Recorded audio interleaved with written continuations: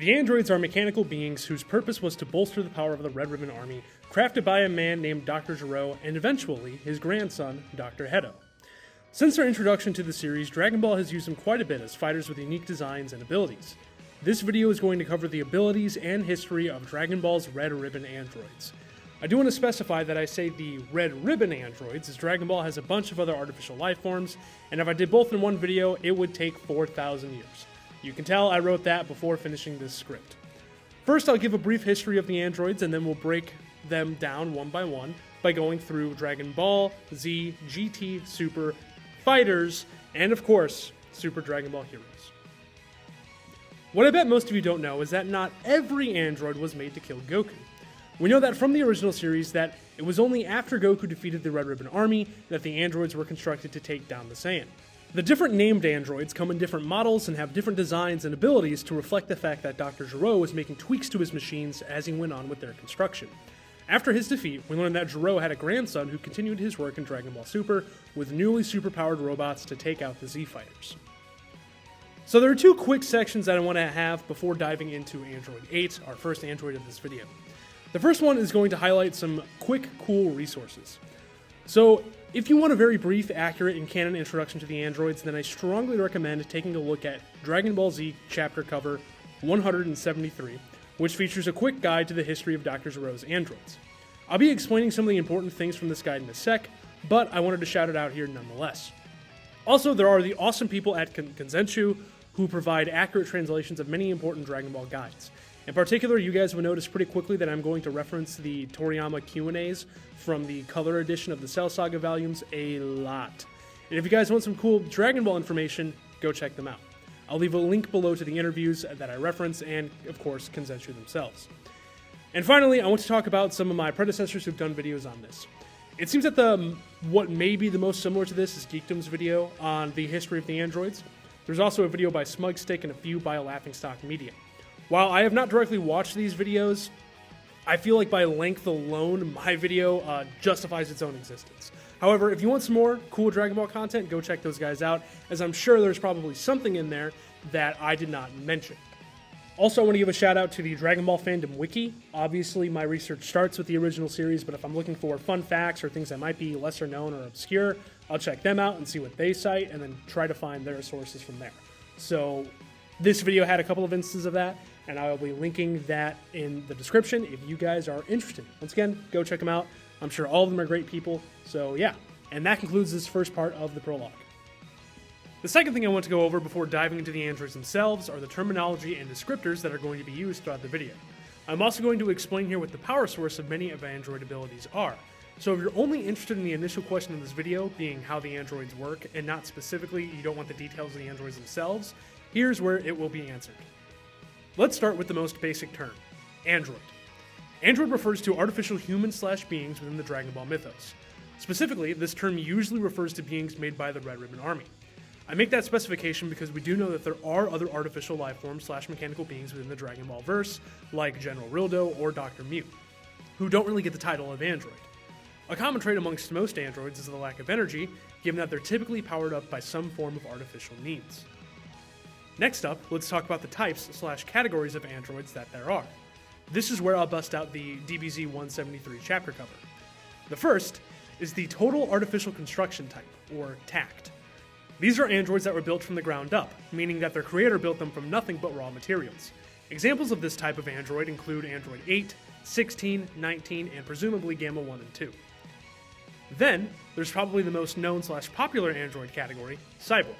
Cyborgs are individuals who were once normal humans, who were given android/artificial enhancements. The only cyborgs in the series are Android 17, 18, and 20. And finally, for the android models are the bio-androids. These are androids that were artificially created from biological material. The only androids in this category are Cell, the Cell Juniors, and Cell Max. And 21, but we'll get there. These androids have their own ki because they are not powered by external means. Their power simply is their own. And finally here we have the energy sources, or the technology that powers the androids. Firstly, we see the absorption model. This model has competence and power, but is capable of acquiring more from absorbing the life energy or ki of other living beings. The only examples of this from the original series are androids 19 and 20. In both instances, the two of them absorb energy from their hands. Then there's the infinite energy model. These androids have, just as the name implies, infinite energy. This essentially means that the android in question has infinite stamina, so they'll never get tired. This also means they can continuously release energy blasts or attacks without ever being gassed. What powers these androids is something called the infinite energy reactor. And lastly, there are batteries. Now, this is mostly a DBS exclusive to Gamma 1 and 2, and explains that this allows them to fight/operate at full power until their battery life runs out. These two can also expend all of their battery life at once to release a supercharged attack. A real quick theory that I want to mention is that it's my belief that some of the tact androids that don't have specific abilities, which would include like 8, 13, 14, 15, and 16, probably fall under this category, minus the ability to constantly run at full power. This means that it's possible that Dr. Hedo perfected/enhanced Dr. Gero's power source. Before we leave here, I want to do a quick recap and provide a visual that may help you guys out. So, the blanket term is android, and an android can be one of three categories: a total artificial construction type, a cyborg, or a bio-android. Of these three categories, two of them, excluding the bio-android, can have one of three energy sources: the absorption model, the infinite energy reactor, or battery. The point here is to help out with any confusion about these terms. I made this nifty chart here that'll hopefully help you guys out, but if that doesn't work, let's do a quick example from characters in the series. Android 18 is an android. She is within the cyborg category, and she has an infinite energy reactor. Gamma 2 is an android. He is a total artificial construction type and has a battery as his power source. And Cell is an android. He's a bio-android, meaning that he does not have an explicit power source since his power is his own. So with all that, let's get into our first official android, Android 8. It's abundantly clear that Android's 8 design takes inspiration from Frankenstein's monster. He's a hulking man with stitches around his face and across his forehead. He's got shaggy black hair that's flat on the top and wears what seems to be a suit or sweater. An interesting design change is that within the original series' anime, we see Android 8 wear all blue, but within GT, his undershirt becomes orange. I mention this because we see that within the Path to Power, he once again is rocking the orange undershirt. What subverts his intimidating design is his gentle personality, where we see that he's not particularly fond of fighting or hurting anyone. Within the original series, Android 8 has two abilities that we see. The first is that we know that he is incredibly durable, as he tanked an attack that took out Goku. We also know that he sets up the trends of androids having bombs placed within them. Conversely, in Dragon Ball The Path to Power, we actually see Android 8 do some fighting against Commander Black, where we learn that he is capable of flight. Moving on to history, Android 8 was introduced in Dragon Ball Chapter 62, where Ninja Murasaki runs to him to help him defeat Goku.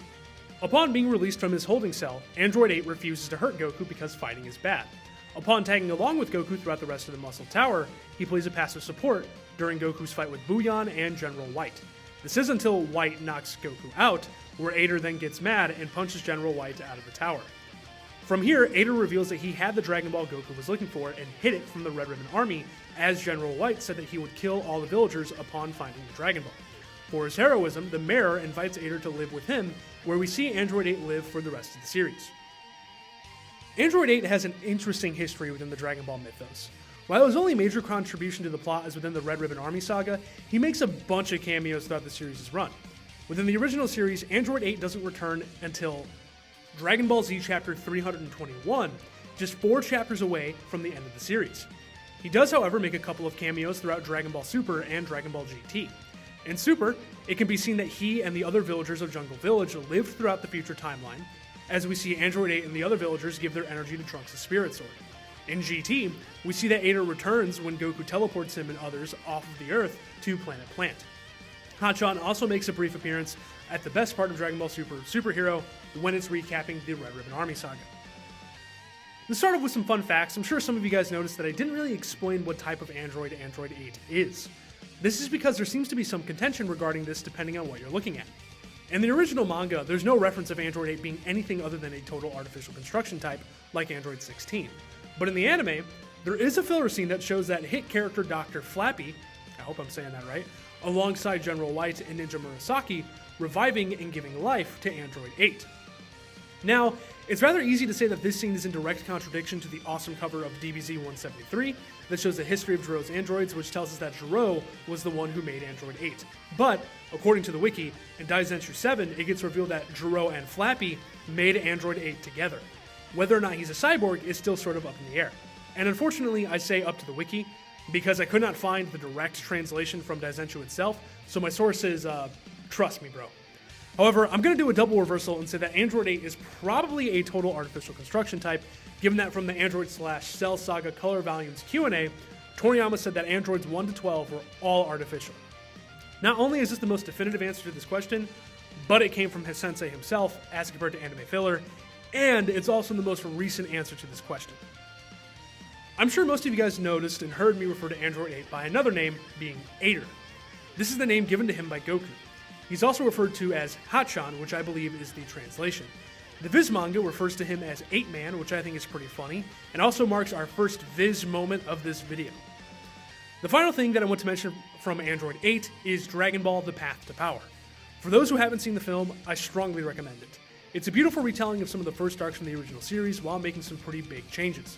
One of those changes is the role Android 8 is in the Red Ribbon Army saga.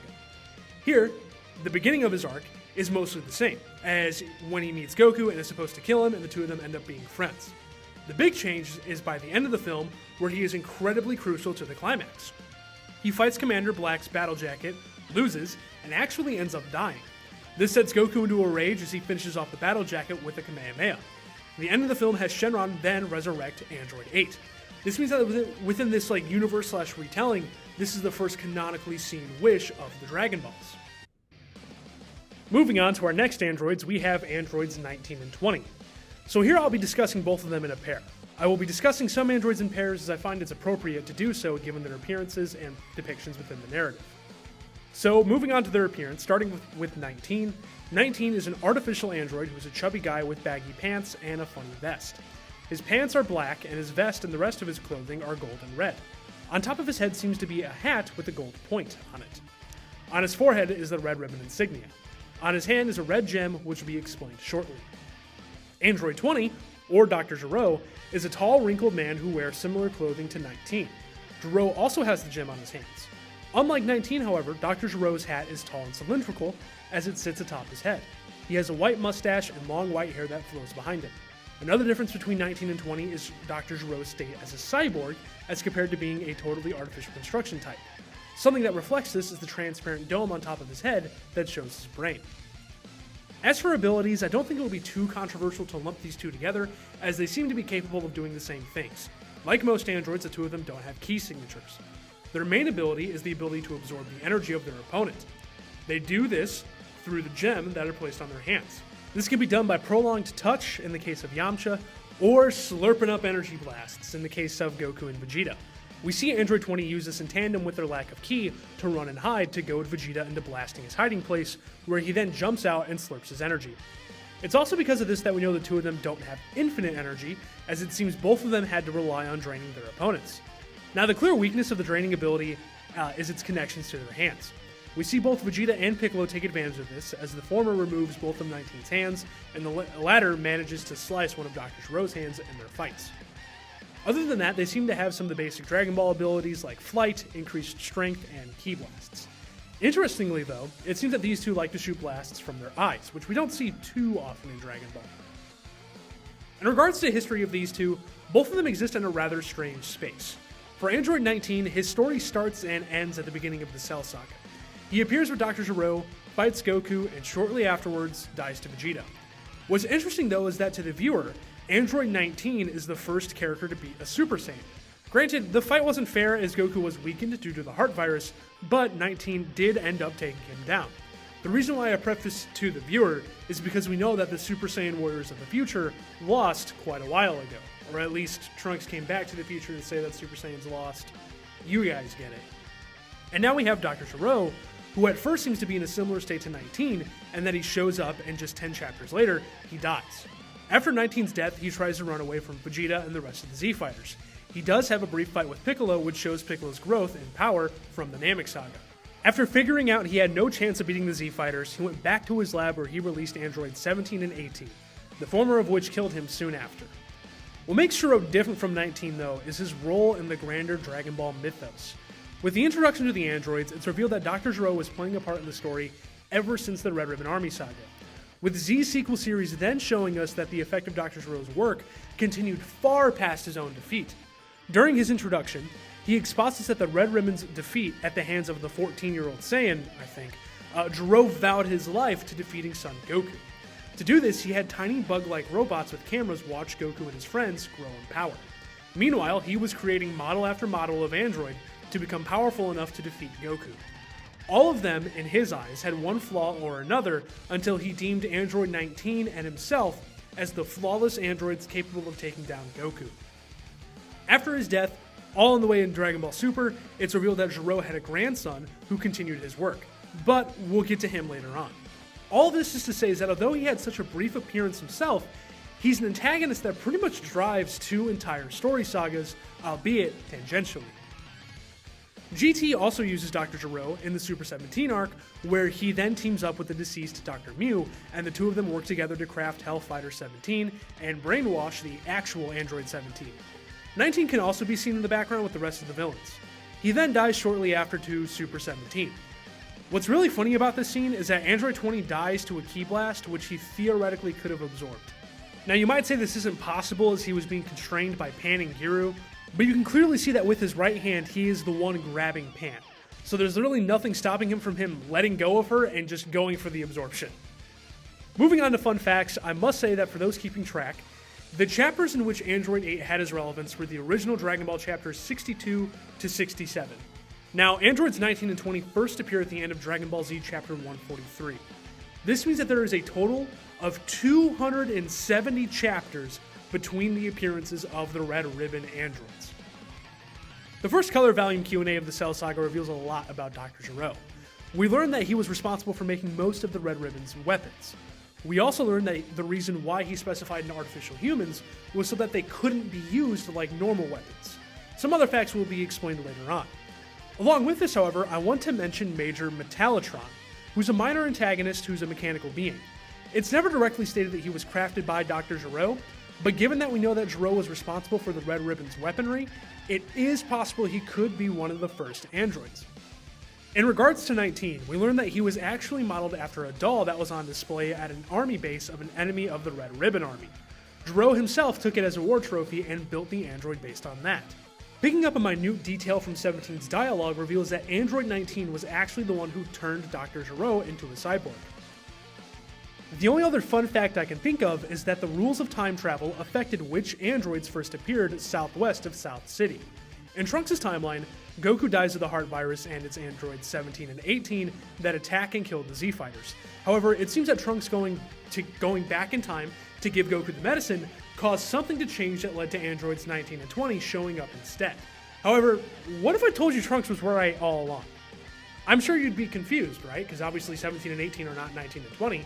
Well, in the Viz translation, in DBZ 141, aka the chapter where Trunks warns Goku, he actually says mechanical men number 19 and 20 will be showing up. Now we know that he's referring to 17 and 18 here, so what happened? And to be honest, I'm not sure. I think this could just be an example of changing plans after the original chapter's release, like maybe Toriyama planned for 19 and 20, but changed it to 17 or 18, or it could be a mistranslation, officially making it our second #Viz moment. And now we're on the big guns, androids 17 and 18. Both of these characters are the most proactive androids in the canon, appearing in Z, GT, and Super. There's a lot to talk about with the two of them. Because of this may be formatted a bit differently than the other ones, since their history section is certainly going to be long. And thinking off the top of my head, I think Cell might be longer. I'll know post-editing or post-recording, but get ready for this. To start with 17's appearance, in his initial appearance, Android 17 rocks the swaggiest outfit in all of Dragon Ball. He wears the black t-shirt and white long-sleeve undershirt. His blue jeans, held up by a brown belt, are tucked into his bright green socks, which is tangible proof that only Dragon Ball can make such silly designs look somewhat appealing. Around 17's neck is an orange scarf. 17 has long black hair and sharp eyes. Moving on to 18, in her initial appearance, she wears a jean skirt with black pants and a jean vest. Underneath said shirt is a black shirt with white striped sleeves. 18 has long blonde hair similar to her brother with eyes to match. Both 17 and 18 have a rather casual yet serious personality. Unlike most Dragon Ball characters, these guys don't get into a heated shouting match, and they like to keep their cool. This is reflected within the Android/Cell saga, where the two of them kind of just make a game of the events going on, deciding to take their time reaching Goku, killing humans along the way just for the hell of it. Before we get into their individual specific abilities, let's talk about the type of androids 17 and 18 are, the infinite energy type. As the name suggests, 17 and 18 have infinite energy. This means that the two of them can pretty much have infinite stamina and do not suffer from the drawbacks of powerful moves that take up lots of power. Straight away from their model, we also know that 17 and 18 have bombs placed inside of them as a failsafe by Dr. Gero. Starting with 17, Android 17 is most known for his ability to make barriers. He uses these in a plethora of moments in Z and Super. Unlike most abilities in Dragon Ball, we know that Android 17's barriers are capable of defending things above the usual pay grade of the energy used for the attack. Although this can be seen in Z with him taking on Piccolo's attacks, I find that this is best seen in his display against Jiren, where we see him taking on many of the Grey Warriors' onslaught. This is because 17 can use his ability in tandem with his infinite energy, meaning that he can spam these barriers as much as he wants. Moving on to Android 18, she is much more simplistic and seems to be kind of strong with Ki Blasts, Flight, and Super Strength. We don't see her fight too much within the main series, and that's all of Z, GT, and Super, compared to other characters. We do know, though, that she ends up learning her husband's signature move, the Destructo Disc. And the final thing I need to mention about 17 and 18 for their abilities is that they do have the ability to become stronger through training. While many might believe that this was revealed to us in Super, Toriyama actually told us in the 6th Q&A for the Android/Cell Saga color release. The reason for this is because they are part human. They are cyborgs. Now I'll go over the history of Androids 17 and 18. This is probably where we'll be the longest for these two, so buckle in. And I'm pretty sure Cell is even longer than that, so get ready. To start off with the saga they come from, Androids 17 and 18 were released by Dr. Gero as a final trump card to stop the Z-Fighters. The reason why they were in slumber was because of their defiant personalities. Dr. Gero chalks this up to him focusing too much power on their infinite energy reactor, so he couldn't control them very well.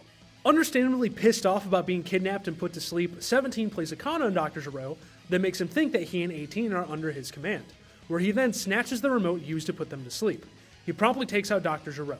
From here, 17 and 18 confront the Z-Fighters and pay little mind as Trunks tries to blow them up. After this, they awaken Android 16. Then, Vegeta challenges them to a fight where he gets embarrassed by Android 18. And many people actually like to credit the first defeat of a Super Saiyan to Android 18 as compared to 19, which I'm not going to lie, I wouldn't complain with because obviously this fight was much more fair between Vegeta and 18, and still 18 trashed him. 17 then picks off the rest of the Z-Fighters for interfering. That is, except for Krillin, who gets a kiss on the cheek by his Bay team. Our dynamic trio, 16, 17, and 18, then venture off into the countryside, taking a car to find and kill Goku, causing havoc on the way. Inevitably, with Cell's plot brewing in the background, Piccolo comes up with the idea to kill 17 so Cell can't reach perfection. They have an epic fight, but ultimately Piccolo fails as 17 gets absorbed by Cell. Android 18 is soon to follow primarily because of Vegeta and Krillin, the former of which helps Cell capture her, and the latter of which failed to put 18 to sleep so he could destroy her before Cell could reach perfection. From here, 17 and 18 are absent within the arc until the end, where Perfect Cell vomits 18 and ends up reverting to his semi-perfect state. Krillin then protects the unconscious 18, and after all is said and done, Krillin wishes the bombs out of her and her brother. Android 18 returns in the Buu Saga, this time as a mother. It gets revealed that she and Krillin worked out after all, and they have a daughter together. Here, she rocks white pants and a purple vest, but returns to her original shirt when fighting in the World Tournament. From the rest of the Buu Saga, 18 chills with the rest of the Z-Fighters who inevitably get wiped out by Super Buu. 17 also makes a brief cameo similar to Android 8, where we can see him giving energy to the Super Spirit Bomb. Pre-Tournament Power, Android 18 can also be seen in the background. Once again, she has a different design wearing a blue shirt with purple sleeves and a necklace. And now, we're at the arc that revitalized these two characters, their Tournament of Power. Once again, both androids have new designs as 18 sports a pink tracksuit, while 17 wears his awesome Ranger fit, blue jeans, a gray shirt with green sleeves, and black gloves. On his shirt is the acronym MIR, and he has an orange band on his left arm reading Ranger. The android twins were convinced to join Team Universe 7 by Goku and co. However, they didn't work for free, as Goku had to bribe the two of them. Within the Tournament of Power, both androids put up a great display, working alongside each other and the others to win the tournament. Android 18's big moment was her defeat of Universe 2's Super Ribrianne. 18 inevitably goes down by sacrificing herself so 17 can finish the tournament. This sacrifice did not go in vain, as 17 holds the title of MVP within the Tournament of Power for a multitude of reasons. With many epic moments, we see that 17 actually becomes the winner of the Tournament of Power and uses the Super Dragon Balls to wish for the return of the erased universes. What many might not know is that 17 and 18 return once again in the Moro Saga. Sporting the same outfits, the two help work for Bulma and the Z-Fighters to take out Moro and Sangambo's Galactic Bandit Brigade. Here, they are the key to defeating 7-3, as their ki can't be absorbed given that they don't have any. The two then join in on the fight against Sangambo himself, but can't do much about the underrated Chad. Their last contribution is getting one-shot by 7-3 Moro. This here is actually Android 17's most recent contribution to the main story. And I say specifically 17 as we see 18 in Dragon Ball Super Superhero, where she helps everyone defeat Cell Max. Here once again she has a new design that's actually met with a new hairdo for the first time in the main continuity. And though that is the case, if you thought we were done with them, you're funny, as both 17 and 18 play some contributions in Dragon Ball GT. Android 18 has a different fit, yet again rocking a cool purple suit and a pink undershirt. Her hair also somewhat resembles what she looks like in Dragon Ball Super Superhero. Similar to post-Cell Saga and most of Super, 18 plays a role in the background, being married to Krillin while 17 is nowhere to be found. That is until the Super 17 arc, where we also see the return of Dr. Gero. 17 actually has the same design here as his brief cameo at the end of Dragon Ball Z. Here, Android 17 is brainwashed by Gero and Dr. Mew, and he actually kills Krillin. He then ends up merging with Hellfighter 17, making Super 17, who will be talked about later on in the video. And finally, before we get into some facts, let's talk about the future androids. These are the androids that Trunks went back in time to warn Goku and co about, and when looking at the history of Trunks special, we can quickly see why. Although never explicitly stated, it seems that these androids are more ruthless than the main timeline ones, causing much more havoc and easily killing the Z-Fighters. That is, besides Gohan and Trunks, who they keep around purely to be punching bags for their own amusement. The future androids inevitably end up taking out Earth's last defenders, as Gohan goes out in an epic blaze of glory. With this, however, their fate is sealed, as Trunks then goes to the past, gets stronger, and upon defeating Cell, goes back to his timeline and swiftly kills the two of them. Moving on to fun facts, something that I need to highlight is the anime's presentation of 17 and 18, specifically future 17 and 18 in the TV special. Although the two of them are normal humans, the coloring and shading in tandem with the sharp features of their design really makes these two look unsettling and almost uncanny. This works together with their monstrous actions that masterfully builds up these two as intimidating antagonists. Speaking of the future androids, after present 17 and 18 bitch the Z-Fighters, Trunks states that the future ones are not as terribly powerful as their present counterparts. I've always found this really weird, mainly because it makes future Gohan look even more pathetic, but also because Dragon Ball's time travel rules do a really bad job at explaining why it affects a character's strength, because this isn't the first time or only time this happens. Speaking of strength, in regards to 17 and 18, it's rather consistent that 17 is stronger than 18. This is shown in a multitude of ways, from it being outright stated based on the Chapter 173 guide, to 17's performance against Piccolo, to contrasting their performance in the Tournament of Power. Even in GT, we know that 18 is weaker than 17. However, I don't think we know if this is due to 17 being, under control, or if this is just consistent with their other portrayals. From the Buu Saga onward, Android 18 becomes obsessed with money, to the point that it's pretty much one of her bigger motivations to do stuff in Super. I'm not sure if the Buu Saga is to blame for this or if it's Bio Broly, but we see that in Super she agrees to fight for Team Universe 7 after being promised money, and agrees to fight Moro once again because she's guaranteed a payday. 17 is similar here, however with 17 it's a bit different. 17 wants his range to be protected, but also he wants a yacht, and then also he agrees to get paid by Bulma. It's a whole thing. Within the Dragon Ball Super manga Tournament of Power, 17's recruitment actually shows some pretty interesting details. Chapter 31 of Dragon Ball Super opens by showing the climactic battle between Hercule and Cell, and then shows off Cell's defeat. After this, however, we see the camera crew that captured the fight got a shot of 17 standing in his lonesome. After Goku meets up with 17, 17 also reveals to us that he was able to hear everything going on from within Cell's body. This isn't the only added scene though. Upon Goku mentioning Krillin, 17 has a flashback where we see the moment 18 tells him about the fact that Krillin wished to get their bombs removed. 18 then tells her brother that Goku is dead and that the two of them can live their lives freely. Snapping back to the present, 17 simply says, "I owe him one," him being in reference to Krillin. In the Moro Saga, 17 says 7-Eleven. Now this has two implications. Either Toyotaro is making a reference to the hit convenience store, Or even funnier, and what I'm going to choose to believe, is that 7-Eleven exists within the Dragon Ball world and 17 regularly goes to it. Within the Dragon Ball Z Android/Cell Saga Color Editions, we learn quite a few facts about 17 and 18. Within the second volume, Toriyama reveals that 17 and 18 were captured by Dr. Gero and then turned into androids. In the sixth volume, Toriyama gives us two pretty big lore dumps. The first, after the Android/Cell Saga, is that 17 became a park ranger. Although this is common knowledge if you've seen Super, I believe this is one of the first times Toriyama has mentioned this, meaning that Super canonized this fact, or at the very least made it appear in the main continuity, which is similar to the fact about their abilities to train. And finally, we learn that 17 and 18's names are Lapis and Lazuli respectively. This has always been really funny to me. Not the names themselves, as obviously it makes sense for the two of them to have names as they once were normal people, but the fact that no one, not even each other, refer to 17 and 18 by their actual names. It's always, hey look, it's Android 17, or hey look, that's my sister, Android 18. This means that the two of them decide to go by the names given by their kidnapper and abuser. It really makes me wonder if these characters in Verse even know their real names. Like, does Krillin know that her name is Lazuli, or is it just 18 because that's how they were introduced? Let me know what you guys think about this below. And now we've reached my GOAT, Android 16. Android 16 is a hulking behemoth of a man.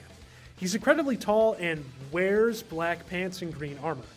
I say that hesitantly, as 16 is a completely artificial android, meaning that these clothes are just a part of his body. He has green wristbands and spiky orange hair that goes down the center of his head. He also wears gold earrings. At the beginning of the Cell Saga, he sports the red ribbon insignia, but this gets changed to the Capsule Corp logo. Throughout his journey, 16 has a gentle yet stern personality. I would describe him as the strong, silent type. Talking about abilities, Android 16 is a totally artificial construction type android, and along with that, lacks the specific abilities of the other android types. He has no infinite energy and cannot absorb energy, but in its place is pure, unadulterated power. In fact, 16 is Dr. Gero's strongest base android within the main continuity. However, although that's the case, that's not to say he doesn't have unique abilities, though. 16 has the epic rocket punch where he detaches his forearm and boosts his hand forward towards the opponent. He also has his signature attack, the Hell Flash, which you guys are reading as Inferno Blast, given the Viz translations, making this our third hashtag Viz moment, where he removes both of his forearms and sends a powerful blast into the ground. This blast then erupts from the various different directions. 16 also has his self-destructive device inside of him. Like 17 and 18, we know that 16 can't get his energy drained, but unlike those two, he's actually immune to Cell's absorption, given that he is completely artificial. Finally, we know that 16 can detect power levels and energy, which is important since we know that 17 and 18 could not. Android 16 is awakened by 17 and 18 to the dismay of Dr. Gero. Upon coming out, we see right off the bat that he has a rather timid personality. He doesn't really do much besides let 17 and 18 do whatever they want to do. This is because he just wants to kill Goku as he was programmed to do so. Right from the get-go, we see that 16 has an affinity from nature. 16 joins 17 and 18 on their stroll in the countryside until Big Bad Cell comes to mess stuff up. Now, once Cell joins the fray, 16 decides that he must rise above what he was made for to take this guy down. And take him down he does. Almost. 16 puts up the best fight against an imperfect Cell compared to Piccolo and the other androids, but ultimately fails to defeat him before he ends up absorbing Android 17 and reaching semi-perfection. From here, 16 gets humiliated and sort of takes the back seat. It is after this humiliation that Bulma decides to repair him and he wears the new insignia. Now, the next big 16 moment needs no introduction. Everyone knows it as it's one of the most iconic moments in all of Dragon Ball. When Cell is fighting Gohan, 16 tries to blow himself up to kill Cell. This is because he does not know that Bulma removed his bomb when doing repairs on him, meaning that the one thing that he thought could defeat Cell, he no longer has access to. Because of this, Cell effortlessly blasts away 16 and kills him right in front of Gohan. But not before 16 can say some wise words, asking him to protect the world that he learned to love. It is this that ends up pushing Gohan to go beyond and reach Super Saiyan 2. Now, our first fun fact is that 18 says 16 is built different. What's really funny about this line is that it's in reference to 16 not being made from a human base, as he was made from nothing, given that he's a total artificial construction type.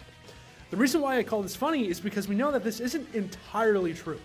While 16 is a totally artificial construction type android, we know that he was modeled after Dr. Gero's son, Jivo, who died in combat.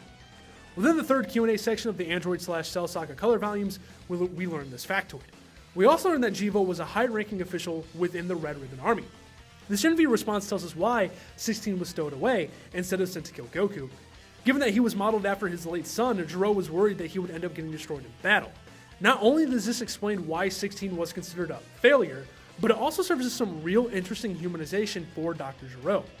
Finally, we see this factoid works its way into the main continuity, as in Dragon Ball Super Superhero, we see the Jiro lineage where Jivo can be seen. The final thing I want to mention about 16 is a reiteration of him being my favorite android in the series. Not only do I think his fight against Imperfect Cell is nothing short of badass, I also believe the climax of his character arc, being his death to Cell, is one of the best moments in the entire franchise. It's my belief that much of Dragon Ball is about characters carving their own meanings and motivations for their existence, and that much of the Android/Cell saga is driven by the characters doing what they were made to do, or doing what they're told they must do, but inevitably overcoming that for what they want to do. With this may come sacrifice, and we see 16 go against his mission to kill Goku and the Z-Fighters for the sake of what he's come to care about, which I think is just awesome. And now, we're at the big bad, Cell. As you guys know, I start by going over the appearance of the character, but Cell has a total of 3 forms, or a maximum of 6 depending on who you ask. Let's go over each of these forms one by one. The first form of Cell that we see is Imperfect Cell. Imperfect Cell is a tall, bipedal, bug-like monster. His primary color is green, and he has black spots around him. In the middle of his torso is a big black orb, and under this is an orange striped. Around his joints can be seen blue, flesh-like tendrils. His head is probably the most distinct feature, as he has a green crown with a similar black orb. His mouth and crotch also have a weird-looking orange thing that he uses to talk out of, at least from his mouth. Imperfect Cell has big green and black wings, and a tail with a gold spike at the end. There's also Cell's larva form, which was the form he explained he reverted to travel back in time to the past. Here, Cell just kind of looks like a big beetle with the defining features of his head. Next up is Semi-Perfect Cell. Semi-Perfect Cell looks remotely similar to Imperfect Cell in terms of his body and build. The primary difference seems to be more of the black spots on his body that almost look like armor. His face is almost much more human-like, but still not quite there, as he has big lips and lacks a nose. The black orb on his crown seems to be more so on the top of his head as compared to on his forehead like Imperfect Cell. Another minor difference is the fact that his tail is now orange and black as compared to the black and green. And now we've reached Perfect Cell. Perfect Cell has the defining feature of being primarily green with black spots. We see his upper chest and shoulders are now the same black substance that was on his torso and his imperfect state.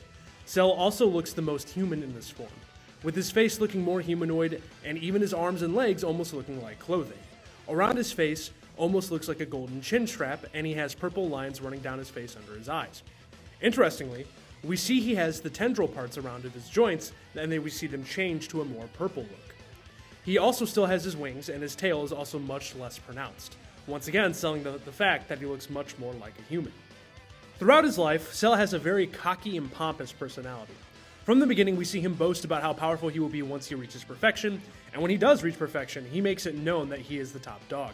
We know he has an affinity for theatrics given his decision to run the Cell games, mess with Gohan just for the sake of it, and make Vegeta think that the Final Flash did anything to him for literally no reason other than his own amusement.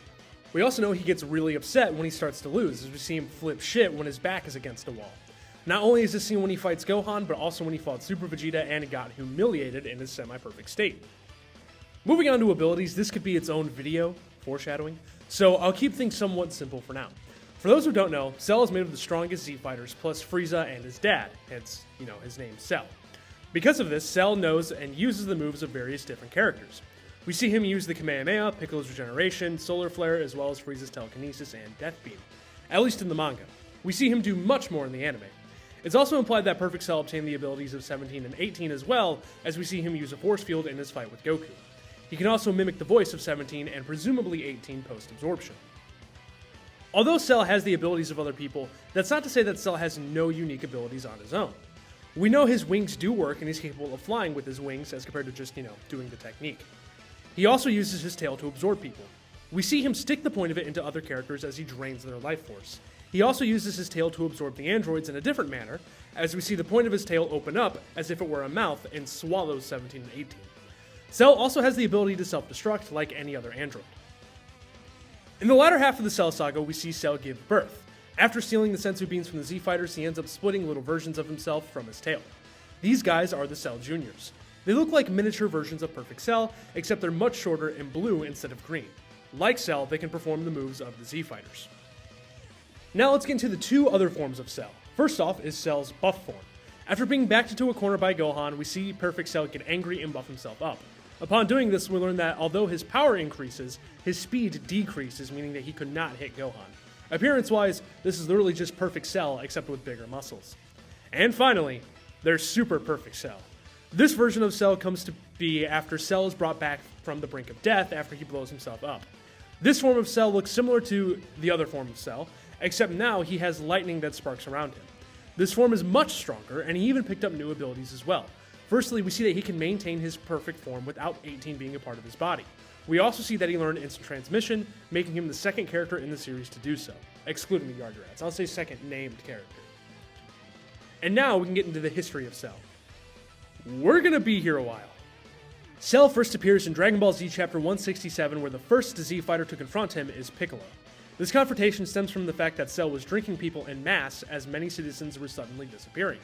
Cell makes his status as an antagonist very known, as one of the first things he does is drink a guy right in front of Piccolo, as we, the reader, slowly see this guy's life getting drained into nothing. Cell and Piccolo then have a brief interaction where Piccolo learns of Cell's abilities to use the Kamehameha. Piccolo then tricks Cell into thinking that he's down for the count, so Cell can then explain his origin. Cell does so and gives us this big exposition dump. He explains that tiny bug robots used to spy on the Z-Fighters were also collecting cell samples from them. Dr. Gero's computer then made an organism out of these cells, which resulted in the big bug monster we see now. There were some steps along the way, though, as Cell explains that this process should have taken 24 years, meaning that this cell came from the future. When asked why, Cell then reveals his purpose, his completion and perfection. To do this, he needs to absorb androids 17 and 18 who've been killed by Trunks in the timeline Cell originates from. To compensate, Cell kills that Trunks, took his time machine, and went to the past where 17 and 18 were still alive. Conveniently for the plot, Cell just so happened to have to revert himself to his larva state, which took a while to evolve out of. Upon doing so, Cell needed to regain some of his power, which he does by absorbing random people en masse. And that brings us to the present, or at least everything that happened before Cell's introduction to Piccolo. From here, Piccolo and Cell fight, but Cell manages to escape. The Z-Fighters then hatch a plan to destroy either 17 or 18, as compared to Cell, given that they are probably the much easier target. Piccolo chases down 17 and fights him with the plan to kill him.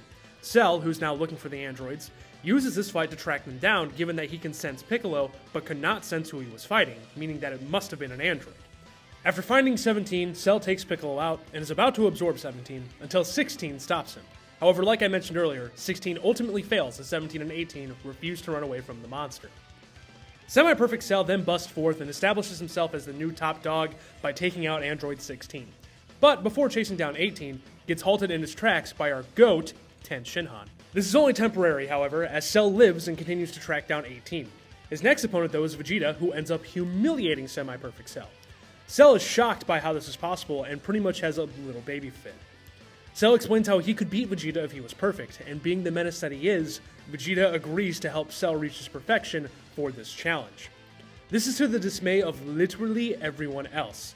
This decision by Vegeta, in tandem with Krillin's failure to put 18 to sleep, leads Cell to his perfection. Perfect Cell chads his way onto the scene by flexing while Krillin attempts to harm him. He then swats Krillin like a fly and follows this up by repaying Vegeta for humiliating him. This fight involves the debut of Vegeta's Final Flash, which Cell decides to take head on. Shocked by its power, it seems like it might have actually done something to Cell, but Cell just ends up regrowing his arm and taking out Vegeta. From here, Trunks joins the fight, who also ends up losing due to his inexperience as a fighter in tandem with his usage of Super Saiyan Grade 3. Cell ends up telling Trunks this himself and even shows off buffed Cell, where his speed is decreased. Trunks gives up and tells Cell to kill him, but Cell refuses as he realizes that the Z-Fighter's growth is an opportunity for something greater. The Cell Games. Cell decides to throw a tournament which he announces on live television. This tournament is the Cell Games. The Cell Games have rather basic rules. In tournament ring setting, any challenger will be fighting Cell and only Cell, one by one. Similar to the Tenkaichi Budokai, if anyone surrenders or falls out of the ring, they lose. Another loss condition is death. Cell ends his declaration by saying that when he wins, he will methodically kill every human on the planet. Now, excluding Cell himself, the Cell Games only had 3 participants, being Hercule, Goku, and Gohan. Hercule goes first, who gets swatted like a fly. Next up is Goku. Cell vs. Goku is a pretty epic fight. The art is beautiful, and it's just really cool seeing these two behemoths go blow for blow. The notable mentions are Cell's destruction of the ring and Goku's instant transmission Kamehameha, which ended up blowing Cell's head off. Cell regenerates from this though. Upon finding enough is enough, Goku gives up and lets Gohan fight Cell. Cell vs. Gohan is rather one-sided at first. This is because Gohan doesn't want to fight Cell. Goku is banking on Gohan getting pretty angry and letting that rage boost defeat Cell. Realizing this, Cell wants to play into this and tries making Gohan angry. While Gohan is getting the shit beat out of him, 16 joins the fray and tries to blow up Cell, but we know that he ends up failing. After this, Cell releases the Cell Juniors, who terrorize the other Z fighters. This, in tandem with 16's death, push Gohan to go Super Saiyan 2, which gives him the power boost to beat Cell. As we know though, Cell's a sore loser, so upon finding out he's weaker than Gohan, he tries to blow up the Earth, but fails because Gohan is that cool. Cell's final resort is to then buffen up to buff Cell, where he still fails to beat Gohan due to his lack of speed. From here, a solid punch from Gohan resorts in the unthinkable. Cell ends up vomiting Android 18, reverting back to his semi-perfect state. Once again, Cell is a sore loser, so now he decides to blow himself up, ending the Cell games and taking everyone else out with him. This also fails though, as Goku ends up paying the ultimate sacrifice, teleporting off the planet so that he would die, but everyone else shall live. Or so he thought. While Cell should have died in his own explosion, he did not. He makes this fact incredibly known by teleporting back to Earth and claiming another victim, Trunks. Cell then explains that he ended up regenerating due to a clump of cells in his head called his core. Since his core survived, he was able to come back better and stronger than ever. As mentioned earlier, he was able to maintain perfection without 18, powered up immensely, and learned the instant transmission. Cell then sets the stage for his final clash as he inadvertently injures Gohan. The two of them have one final Kamehameha clash where Gohan ends up the victor, marking the defeat and death of Cell. But it's not quite the end of Cell. Cell, like many other characters, makes a couple of cameos in Z's sequel series, Dragon Ball Super. In Super, he makes a brief cameo in episode 76, where he appears as an illusion in the Forest of Terror. He also makes a couple of brief appearances in the Super manga. In the 17 and 18 section, I already mentioned the brief scene where we see his defeat by Hercule. But he also appears in the very first chapter where Goku is image training against 3 of the 4 main antagonists of Dragon Ball Z. Cell also appears in GT, where he's part of Gero and Mew's plan. In particular, it is up to him and Frieza to trap Goku in Hell so the 17s can merge. For some reason, in certain shots, Cell kinda looks like he's melting here. Like, I don't know what's going on with the art, but if you watch this fight, you definitely know what I'm talking about.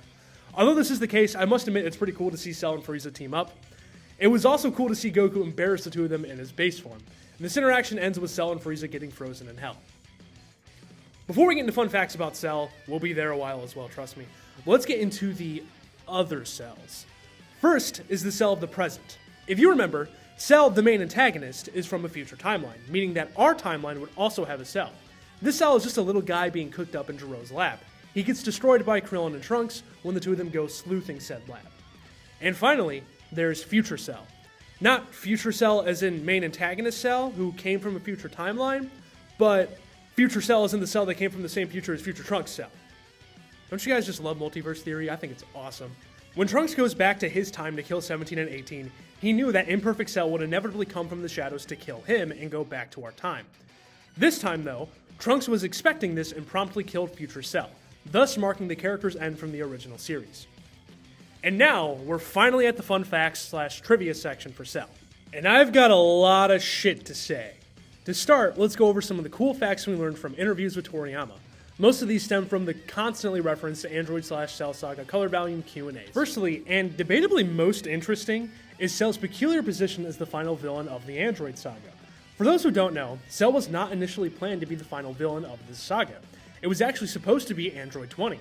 Even then, Cell was not even the secondary option either, as that was supposed to be 17 and 18. This is because of Toriyama's editors. In an interview from the second issue of Shenlong Times, Toriyama said the following. Right around then was when Artificial Humans numbered 19 and 20 appeared. You weren't my editor or anything anymore, but you specifically called me to say, I thought that the enemies had finally come, but these are just a geezer and a fatso. In truth, I hadn't had plans for anyone but number 19 and number 20 to appear. But there was no helping it, so I brought out number 17 and number 18. Then you called me up and said, what? This time it's just some brats. So I brought out Cell. This gets confirmed in the 6th Q&A for the color volumes as Toriyama reiterates that Android number 20 was supposed to be the final antag. Taking a brief pause from the interviews, I want to mention some other facts about Cell as an antagonist. The first is that Cell has the lowest kill count of the 4 Z antagonists. Although never confirmed, when looking at it, we know that Cell killed thousands of civilians through his absorption. Compare this to Vegeta, Frieza, and Buu, who we see wipe out multiple planets, meaning that their kill count is probably somewhere in the billions or even trillions if we were to base their planet populations on Earth. Cell is also the only Z antagonist to not come back in any real capacity after his defeat. No, Cell Max does not count. That is not Cell, and I will be talking about that when we get to Cell Max. While controversial to say, this would imply that Cell might have the least impact on the overall Dragon Ball mythos when looking at him, Vegeta, Frieza, and Buu. I want to be clear that I am not trying to insult his role as a villain, as I think Cell is an amazing antagonist. He's a perfect antagonist, some would go as far. Just to say that for his story, for the most part, starts and ends in Z compared to those 3 who have had active roles in Super. Returning to the interviews, we learned that semi-perfect Cell was Toriyama's favorite form of Cell. In the same response, he revealed that he had greater plans for him in the story, but his editor thought that he was ugly and told him to hurry up and have him reach his perfection, similar to the role in making Cell the final antagonist. And finally from the interviews, Toriyama admits that Cell was a rather difficult character to draw. He says that this was because all the spots of him made it a rather tedious task. Something many of you may not have known is that there's a discussion to be had about Cell's pronouns. Some of you guys might have noticed by now, but if you're reading the Viz manga translations, Cell is actually referred to using it/its as compared to he, him. I thought this might have been something that is actually true and that I and many other Dragon Ball fans just make a mistake by using he, him. But after doing some research, I think this is just a result of the Viz translations. This is because in credible interview translations, Toriyama himself refers to Cell using he, him pronouns. Also, every dub of Dragon Ball Z, being the English subbed, the dub, and Kai, refer to Cell with he, him pronouns. Meaning that it's pretty safe to say that this is our 4th official #Viz moment. At least I think we're on 4. I'm recording this on a different day, so hopefully I kept track. Another interesting fact about Cell is his ki. We know that Cell is made of cells of other people, but this goes as far as his energy resembling other people as well. When he's introduced, his power is described in reference to other characters like Frieza, King Cold, and Piccolo. We also know that Imperfect Cell's power also reflects the time in which the Z Fighters' cells were collected, as we see Piccolo shrug off his Kamehameha since Piccolo states that it came from a much weaker Goku. Something I didn't mention in the history section is that when Cell was explaining his ability to use other abilities, he mentioned that he could probably do the Genki Dama, or the Spirit Bomb. While he never does this in the main continuity, there actually is a preset of Cell from Dragon Ball Xenoverse 2 that has the move. Now, I want to briefly talk about the Cell Juniors. Although their existence is short-lived, the Cell Juniors destroy the Z Fighters. Something that I feel like no one talks about is just how strong these little buggers are. You know that Cell says they're powerful, and we see them beat the Z Fighters. Cell specifies that Vegeta and Trunks were the only 2 holding their own. This is including Goku since this happened after Goku's fight with Cell Sr.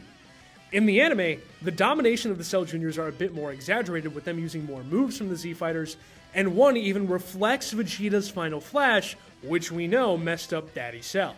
If we take this at face value, this means, whether you want to admit it or not, the Cell Juniors are at least the 4th strongest character in Dragon Ball by the end of the Cell Saga. So if you were to have a top 10, right, it would probably go Gohan, Cell, Goku, and then it'd be like 6 of the 7 Cell Juniors. After that fact, which I'm sure made your day, let's talk about one of the biggest plot holes from the original series, Cell's core. I'm sure some of you noted how I highlighted that Goku blew off Cell's head with the instant transmission Kamehameha. Later in the narrative, after Cell regenerates from blowing himself up, he credits the fact that the core in his head survived the explosion.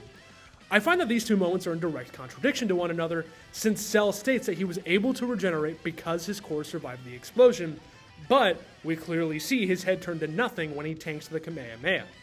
Now, a potential explanation of this is that although Goku destroyed his head, it is possible for his core to survive, and we just don't see it, given that it's a tiny clump of cells.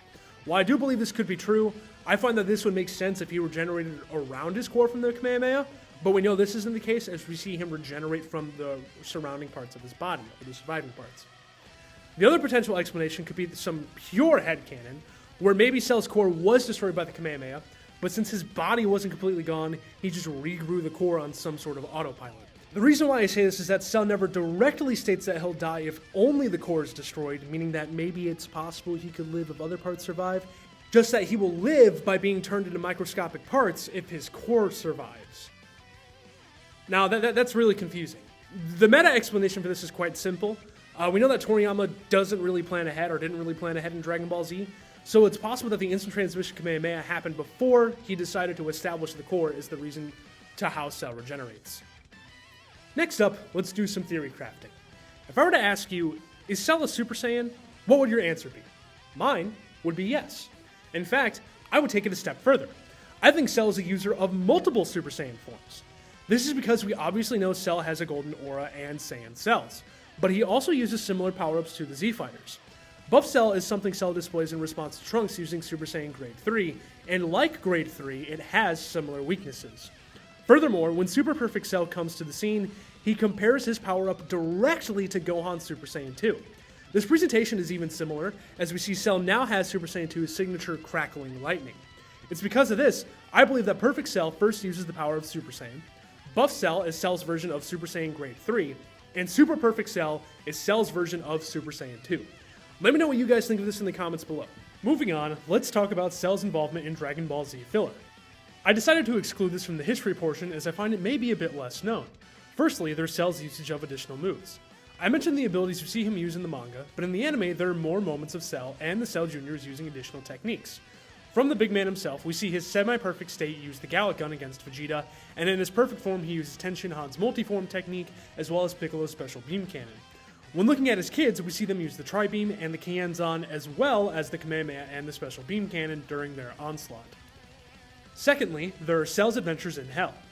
This is first seen during the Otherworld Tournament filler arc where Goku and Pikkon are assigned to clean up those terrorizing the inhabitants of Hell.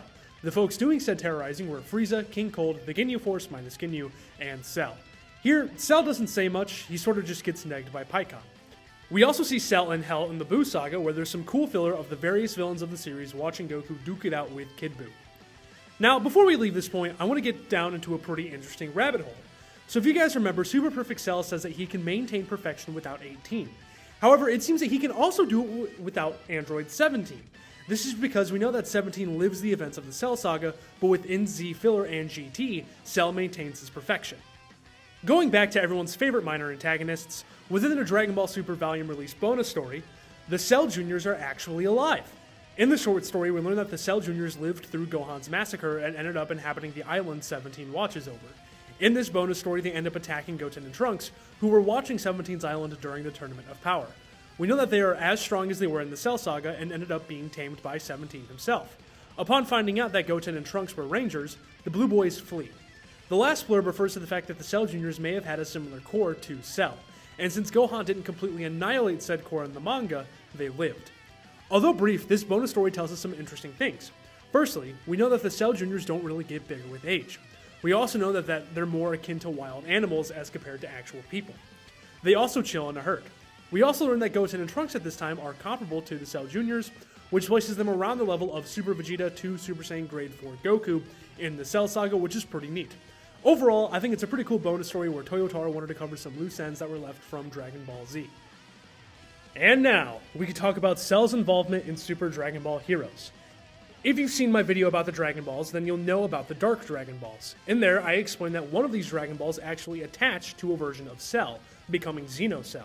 I believe this Xenocell is like an alternate timeline of Cell. It is not the one that encountered our Z-Fighters. Xenocell gets cleaned up pretty quickly by Xeno Vegeta, but Vegeta fails to kill him before he transforms into this hideous monster known as Cell X. Cell X is a hulking, brainless version of Cell who looks like Perfect Cell, but has some big spikes poking from some of his extremities. He also has a very big and bulbous tail. He ends up getting defeated by two original Super Dragon Ball hero characters, being Gravy and Vegex. Vegex being the fusion between Xeno Vegeta and Xeno Trunks. And then, in the Big Bang mission, we actually see the return of main antagonist Cell, this time as an angel, and that's angel as in he revived or brought back. Here, he helps Goku and Vegeta escape the Crimson Masked Saiyan. And finally, there's Angel Cell's role in the Ultra God mission. Here, he's back to his main antagonist state where he fights God Trunks and the warrior in black, future Gohan. Although we see that Cell is getting amped, he gets put down by the student-teacher duo. And that is the end of mostly everything that has to do with Cell, at least within the parameters I set. Obviously, Cell is one of Z's big bads, so there's always going to be material about him in various video games and potential other interviews that I may have missed. Please feel free to comment below anything you think I might have missed, or comment below what your favorite fact is that you've learned about Cell. Like I said, I think this could have been its own video, however, this section was pretty fun to research and pretty fun to make. And if you thought we were done with Z after Cell, you're funny.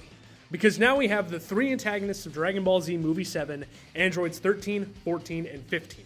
To start with Android 13, he wears green pants and a tan vest repping the red ribbon insignia. Under said vest are the straps of overalls. He also has brown gloves. Although looking quite young, he has long white hair. Personality-wise, Android 13 talks funny.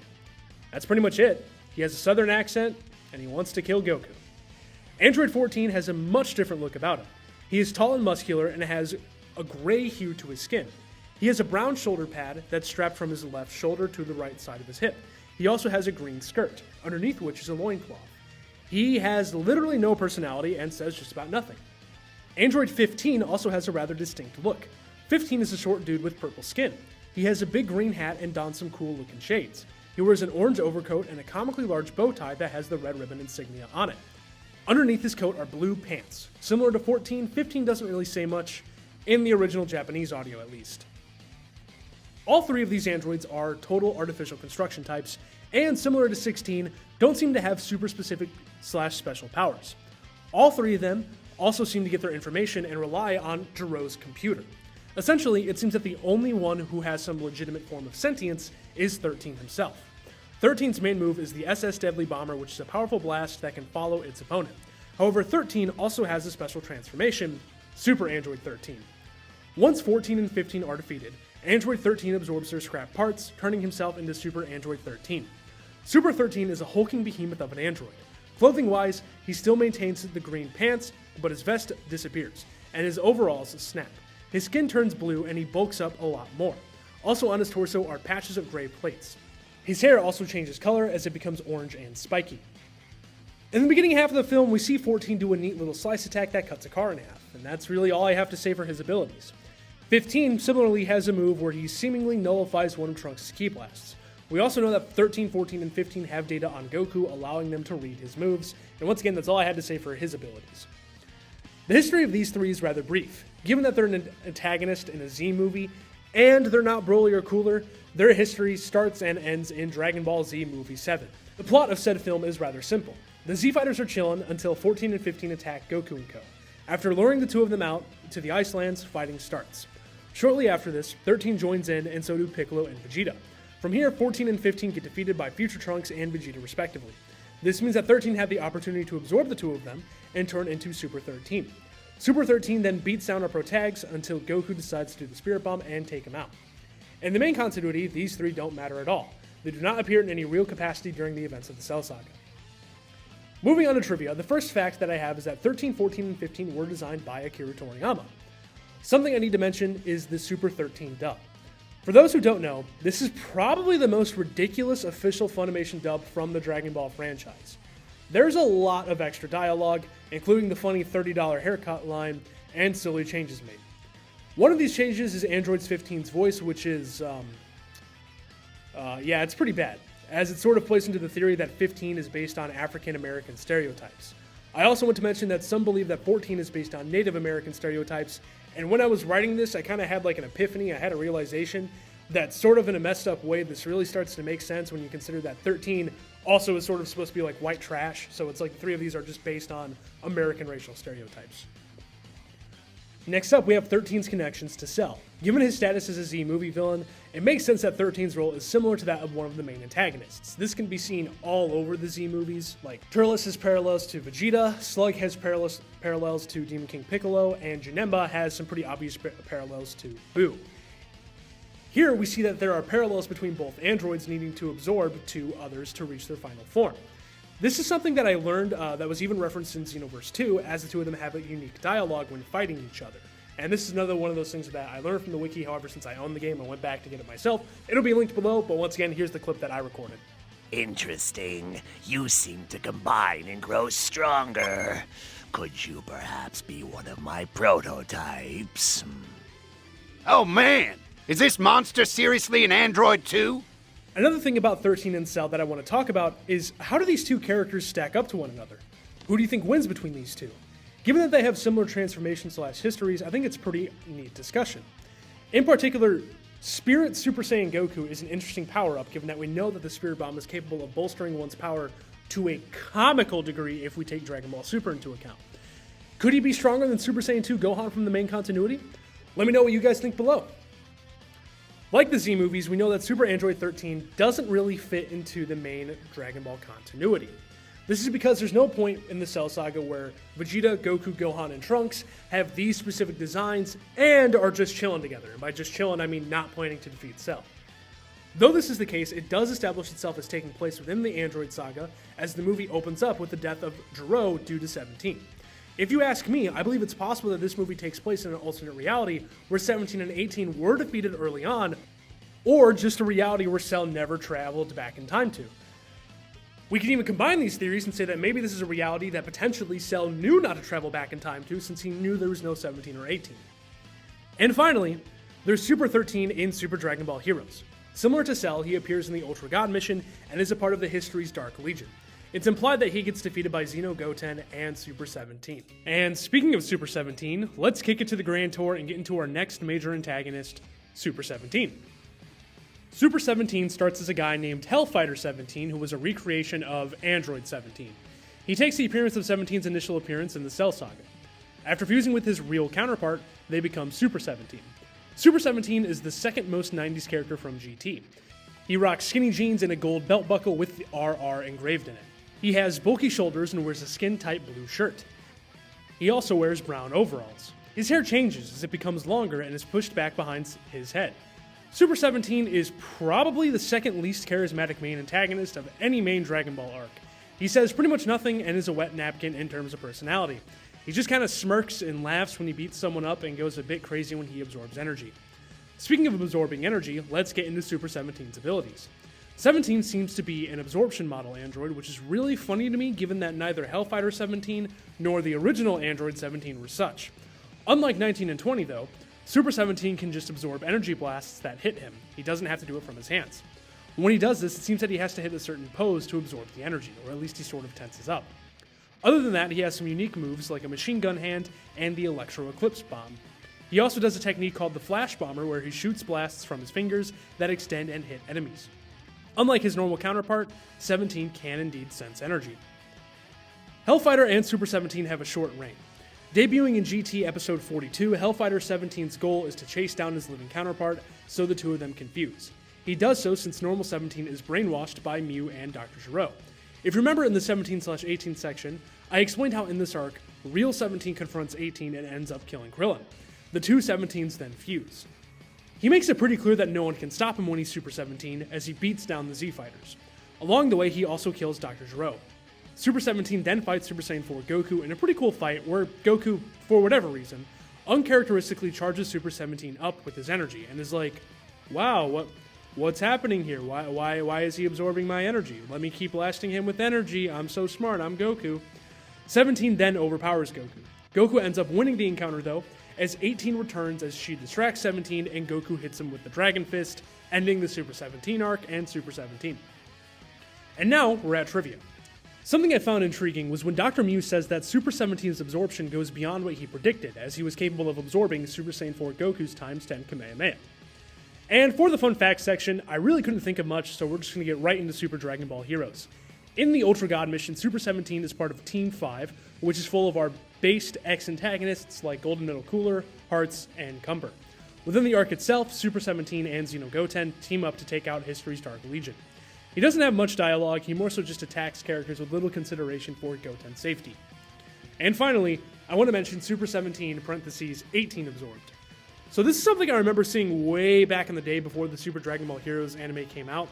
Hell, this might even predate Super, someone can fact check me on that, as this is from a Heroes promotional trailer where we can see Super 17 absorb Android 18 and take a new form. The only difference here is the color of their hair. Now, I'm not sure what the plot of this is. I think it might be the plot of one of the games, which is much harder to find. So if someone does know, please let me know in the comments below, and it'll be really cool, and I'll make sure to highlight it in some way. Thank you. And now, we're at Android 21. Now, I'm not going to lie, I dreaded this part for one reason. I don't own Dragon Ball Fighters. Because of that, I had no clue how I was going to figure out her abilities and history without just referencing the wiki or taking someone else's work. But I found a method that maintains, the integrity of this video and makes it my own without ripping someone off. So a lot of this information comes from what I saw by watching a no commentary playthrough of Fighters. And this comes from a channel titled Rabid Retrospect Games. I will leave the video linked below.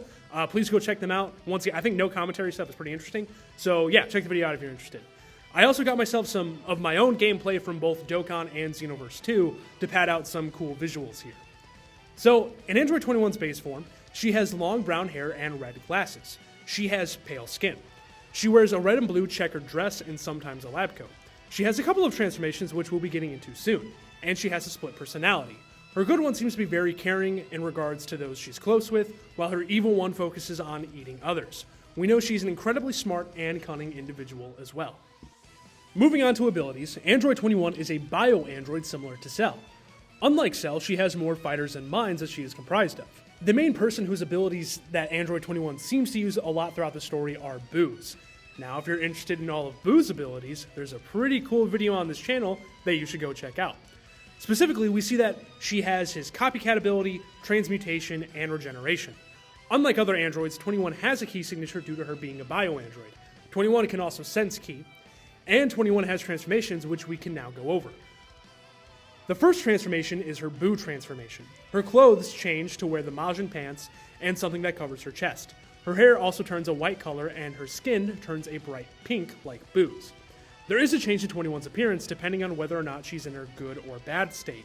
She has normal looking eyes if she's in her good state, and red and black eyes if she has her evil personality out. And the second form is her Cell form. This is an evil 21 exclusive that she gets after she eats Cell in the Android 21 arc. Here she has the same clothing as her Boo form, but her skin takes a grayish green hue with Cell spots. With either form, there doesn't seem to be any special abilities that come with it besides maybe her regeneration, which we don't really see from her base form. And now, moving on to the history section, I'm going to explain the Dragon Ball FighterZ story and where 21 is pertinent in there. So we're going to be here a sec, as I believe the video I watched is about 7 hours, close to 8, so yeah, can't say I'm not dedicated. So to sort of set the scene, the fighter story takes place sometime during Dragon Ball Super, after Resurrection F, but before the Tournament of Power. I think this is because of the release time of the game. The story mode is broken down into 3 arcs: the Super Warrior arc, the Enemy Warrior arc, and the Android 21 arc. These 3 arcs seem to be alternate takes of the same story. Although they're the same narrative beats, each one features more and more information about Android 21. This story involves a bunch of villains coming back, as well as clones of many Dragon Ball characters wreaking havoc on Earth. Many of our characters are weakened because of energy waves that suppress someone's power. That is, unless there is a spirit linked to the individual's body. The main difference of the arcs is which Dragon Ball character the soul is spirit linked to. Within our first arc, the Super Warrior arc, the spirit is linked to Goku and Dragon Ball's protagonists. Starting with Goku as he picks up our heroes, Android 21 can be seen in the fighter story fighting Cell. After he defeats Cell in battle, she reveals that she was a Red Ribbon researcher who was working on waves that could power down a person to allow another spirit to travel into their body, something called spirit linking. She turns down the player's offer to join them as she needs to get back to her family. The next big reveal about 21 is that the copy of 16 says that she is the current leader of the Red Ribbon Army. 21 herself then says that she lied to our protagonists to get out of fighting them. She then transforms into her evil Boo version. She kills this copy of 16 for defying her, and then flies off as something implies that her powers are limited. Evil 21 then reunites with Cell and fights him once more. Cell is defeated, but manages to escape. Throughout the entirety of this, 21 is talking about who's going to provide the best meal for her. Later on, a scuffle with Frieza reveals that 21's goal is to turn people into sweets and eat them, as their strength then gets added onto hers. Some time passes until we see 21 again confront Cell. This time, it seems that Cell gets turned into her next snack. This is after we see her do the same to Nappa. She then eats the Ginyu Force and Frieza. The Super Warrior arc then ends with the protagonists fighting and beating 21 on the Supreme Kai planet. Now we're on to our next arc, the Enemy Warrior arc. Unlike the Super arc, the Enemy arc opens with Android 21. We see her with her 16 copy on Namek summoning Porunga. There, it seems to be that she wishes the various enemies of the Z Fighters back to life. In this arc, the soul is linked to the antagonists of Dragon Ball Z, starting with Frieza. Some story then happens with Frieza, getting various villains to team up with him before we cut back to 21. She converses with 16, and he talks about how he's worried about Cell and Frieza teaming up. 21 dismisses this and sends a Soul Link to 18 to fight the two bats. Before this, though, 21 herself confronts Cell and Frieza. Some interesting dialogue plays out where Cell posits that Dr. Gero must have been responsible for 21's creation, but 21 shoots down that possibility. Here we also see her turn a clone into Candy, which leaves Cell to think that she can absorb life energy just like himself. 18 then tries to fight and loses to the villains as Goku and Krillin arrive at the scene. This leads to 21 making it seem like the villains attacked the two of them, so Goku and Krillin will fight them. She then runs off. From here, our heroes and our villains team up, and I'm going to dub them the Z Coalition. Some time passes with the Z Coalition until we see 21 send her 16 copy to fight Frieza. However, the scene ends with her declaring that 16 is a traitor. After the villains fight 16, 21 reveals herself, and Cell says that she must be someone composed of many different fused cells like him. 21 then prepares to fight the villains, but not before she kills her 16 copy for betraying her. After the Z Coalition gather more folks, we cut back to 21 where she wonders where her clones are going. We then learn that the Z Coalition have been picking them off, meaning that 21 has less snacks at her disposal. From here, the finale of the arc happens, where the Z Coalition fights Android 21, and she is promptly defeated by Goku, Cell, and Frieza. And finally, we're at the Android 21 arc. In this arc, the person who's first soul linked is Android 18. We see her intact with 21 and 16. 21 explains that 18 needs to defeat all of the clones causing trouble. There is then some exposition about 18 being the last hope. The scene ends hinting that something is wrong with 21. 21 then appears, and it becomes clear that she's trying to resist her urges of hunger. This is the good 21 who is resisting her evil side. She has moments where it looks like she's about to snap, but gets brought back to reality by 16, 17, and 18. What prevents 21 from completely snapping is the soul linking with her. We then get a cool scene inside 21's soul, where we see a shadow version of herself tempting her. After this, 16 finally gives us some exposition on who 21 is. She's a bio-android composed of the strongest warriors and brilliant scientists. 16 says that her base is stronger than Cell ever was. He goes on by saying that her most dangerous quality is her desire to feed, and that by eating people, she powers herself up. 16 then explains that she may be villainous because her cells may be going berserk, and that this is the origin of her evil persona. He then reveals that the link system was made by Dr. Gero, and that 21 has been using it to keep herself under control. 21 then drops the bombshell that before the two of them were androids, her and 16 were mother and son. 21 explains that when she realized this, she decided to rebuild him and have his old memories placed within a copy within the ultimate goal of them living as a happy family together. Moving on, 21 then has a showdown with Cell where she transforms. This is the debut of her good Boo form. 21 then loses control and is about to eat Cell, but 16 tries to stop her. 21 kills 16 again, meaning that she kills him in all three arcs. This sacrifice was in vain, however, as the evil 21 manifests herself and seemingly separates from the good 21, just like Boo in the main continuity. The evil 21 then eats Cell and transforms into her Cell form. Evil 21 then flies away to a lab where good 21, 17, and 18 follow. It gets revealed that evil 21 found the wave machine and planned to use it to turn the helpless Z-Fighters into food. Now, understanding that this is the only thing that could stop her, Evil 21 swallows the controller of the wave machine, meaning that it can't be turned on to suppress her own power.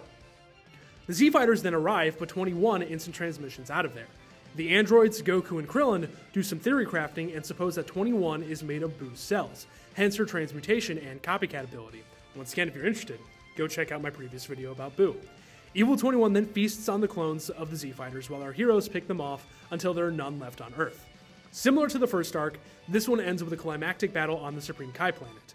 After the fight with Evil 21, our heroes discover that her healing abilities are on par with Boo's, so Goku comes up with a brilliant idea to finish her off the same way that they defeated Boo, with the Spirit Bomb.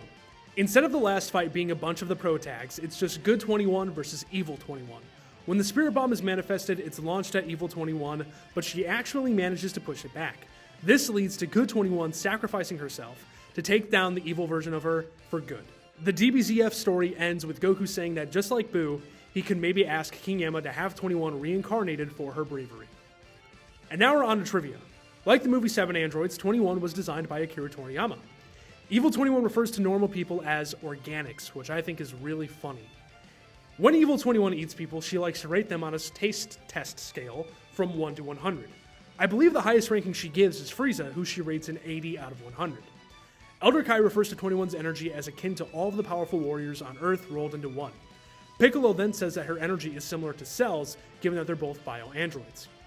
Similar to 16 being Gero's son making its way to the main continuity, 21 being their mother to this child also makes its way into superhero in the same manner. And here we learn that her human name was Vomi.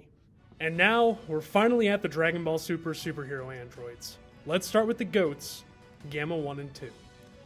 The Gammas have a rather simplistic yet pretty cool designs. This is because they're going for that cool retro look. They wear tan suits with big black boots and rubber gloves. Across their chest is the number 1 and 2 respectively. Next to said number are big silver buttons running down in rows. Their heads are gray and robot-like with fins. The differences between them come in their primary color, as number 1 is red and number 2 is blue. And the fin on their heads, as number 1 has 1 fin and number 2 has 2 fins.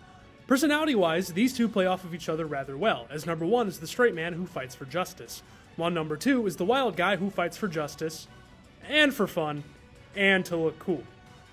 Both of them also like to hit some pretty neat poses. Since these androids are battery-powered total artificial construction types, we know that they have no energy. And also since they're battery-powered, I mentioned a while ago that this allows them to fight at full power until their battery life runs out. They can also expend all of their built-in energy at once to make a supercharged attack. When fighting Gohan, we see that the Gammas have the ability to adapt to one's fighting style mid-fight. The Gamma Blasters are the name of the Gammas' ray guns that they use to blast their opponents. And it seems that the Gammas are capable of making powerful force fields like their predecessors. We see Gamma 2 do it against Piccolo's Special Beam Cannon in both canons, both the movie and the manga, and we see Gamma 1 do it in the manga to protect Piccolo from Cell Max. And finally, there's my favorite ability of the Gammas, their projection.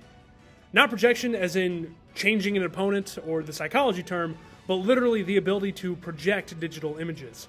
It seems that they do this to make cool comic-style onomatopoeias in the background of their fights. And it really just makes these two stand out very distinctively in their fights. It's really neat. Now, moving on to their history, I kind of have bullet points as here. I'm sort of just going to explain the plot of Superhero. So first we see Gamma 2 scope out Piccolo. During this fight, Piccolo finds out that they are androids by knowing that they don't have energy, and Piccolo knows that they work for the Red Ribbon Army, given that Gamma 2 wears the insignia on his jacket. Gamma 1 then fights Gohan, while Gamma 2 fights Piccolo at the Red Ribbon Army base, moving on to the climax of the film. It's clear that these two were fighting because Dr. Hado was telling them, and Dr. Hado was telling them because Dr. Hado is being manipulated by the Red Ribbon Army, believing that all the Z fighters are villainous. Now, while they're fighting Piccolo, we see that Gamma 2 gets doubts about this, as Piccolo is kind of like, this moral beacon, godly Chad. And what convinces them that the Red Ribbon Army is wrong is when Carmine ends up pulling a gun on Pan, and at that point the Gammas are like, hey, this is kind of messed up, we were manipulated, let's fight with the Z fighters. And then we see Gamma 2 ends up sacrificing himself to beat Cell Max. Once again, this comes from him using up all of his energy from his battery power. Now, unfortunately, this sacrifice is sort of in vain as it doesn't necessarily kill Cell Max. However, it's not totally useless, as we do find out that Gamma 2 did end up weakening Cell Max because of this blast.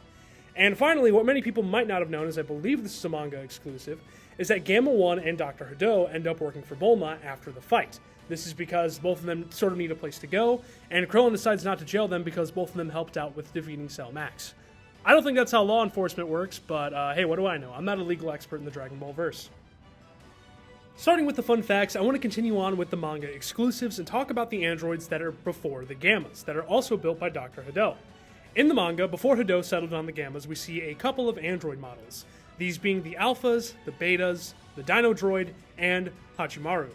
Starting with the Alphas, these guys are meant to be reanimated corpses that Hado made. They don't do much besides do silly things for Hado's silly shenanigans. The main one is Alpha 12, who gets beaten by Trunks. Next up are the Betas. Beta number 1 actually infiltrates Trunks/Goten's school and is supposed to get data on him. Trunks and Beta number 1 get into a scuffle where number 1 reveals Beta 2, which is his battle jacket. Once again, he is defeated by Trunks. There's also Beta number 7, who seems to be an Elvis impersonator and is defeated by Goten. Then there's the Dino Droid, who seems to be Hado's strongest android to date, pre the Gammas. He is defeated by both Goten and Trunks. And finally, there is Hachimaru, who's Hado's wasp-like robot. He does some scoping for the Doctor, and in the manga, we see him swat Krillin like a fly, meaning that this android, this little insect, can neg One Punch Man Saitama. Hachimaru also is the one who deals the finishing blow on Magenta as he poisons him. Moving on, it's my belief that overall, the superhero manga handles the Gammas much better than the film. For starters, the two of them fight in much more creative ways, as they're not hindered by the CGI models. The hand-drawn nature of the manga gives these two much more personality and individuality as compared to the CG models. And by this, I'm not necessarily saying the writing or the voice acting, but in particular, it's the way they're stylized. We can see that they're much more expressive, and even sometimes, like, things aren't to scale with, like, their fins and whatnot, and it just looks really neat. It really makes a lot of their features stand out more, given Toyotaro's art style. In the manga, Piccolo says that the Gammas would give Goku and Vegeta a run for their money. Now, this is kind of confusing, and I'll get into that in a sec, but just keep it in mind for now. And also in the manga, Gamma 1 and 2 are Goten and Trunks. Now, for those who don't know or haven't read it, there's a prequel arc for Dragon Ball Super Superhero that shows the adventures of Goten and Trunks. Here, the two of them act as superheroes and thwart Hido's plans. This plot point is culminated when we realize that Goten and Trunks were actually Hido's inspiration for the design of Gamma 1 and 2. During the Cell Max fight, we see that the four of them team up and pull off the Cyclone-style Tornado Super Hurricane against Cell Max, and I gotta admit, it's really fun. It's really fun, and it's really cool. And if you're wondering, although I shit on the movie a lot, this is probably my favorite thing from Superhero. And now, we're on our final android of this video, Cell Max. Now, Cell Max is a bio-android who is a big version of Semi-Perfect Cell.